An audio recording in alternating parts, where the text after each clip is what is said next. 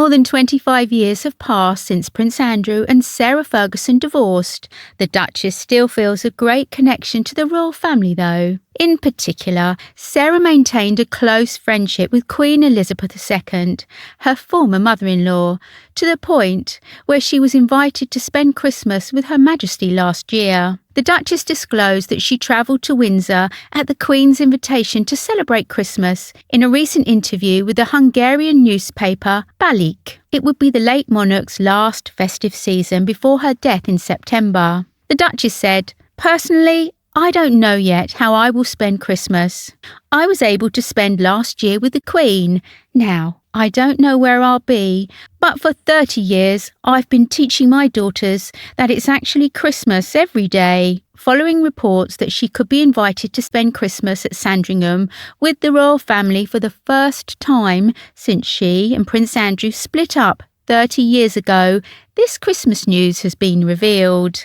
Asked about her plans for this December the 25th, Sarah replied, "First of all, I want to help the refugees from Ukraine. I'm thinking about how we can go down to the border because even food is a huge help." It's thought she could even make a public appearance with her ex-husband Prince Andrew during the traditional Christmas morning walk to St Mary Magdalene's Church. Last year it was reported that the Queen was expected to be joined at Windsor Castle by family members such as Charles and Camilla, having shelved her customary trip to Sandringham as a precautionary measure amid rising coronavirus cases. Fergie was previously banned from attending Christmas with the family following the couple's split in 1992. But this may have changed following the death of Queen Elizabeth II and her husband the Duke of Edinburgh, as Wood Farm is reportedly being prepared to host Andrew, Fergie and their daughters Beatrice and Eugenie. A Sandringham source told The Sun, "Andrew is banned from public life, but you can't ban him from a family Christmas."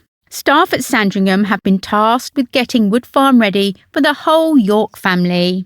When she split with Andrew, Sarah was never allowed at the family Christmas Eve and Christmas Day, while Philip and the Queen were alive.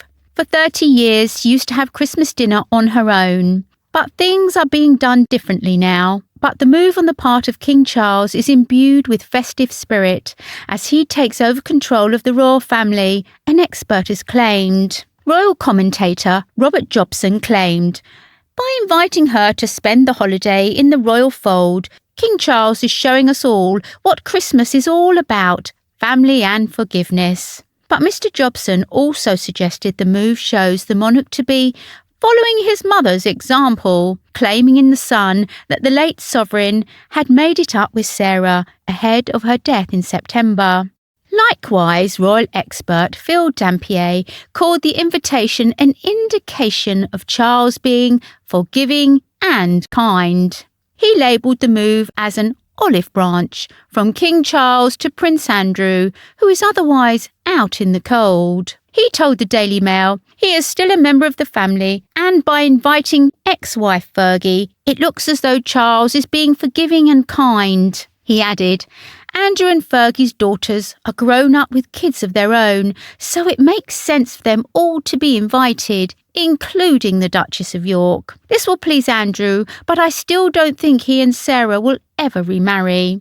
Despite getting married in 1986, the Duke and Duchess of York divorced in 1992. Sarah was photographed in the south of France with her financial advisor, John Bryan, shortly after the news broke on the media. In what became known as the toe-sucking scandal, the Duchess of York was pictured having her feet and toes kissed and sucked by Mr. Bryan.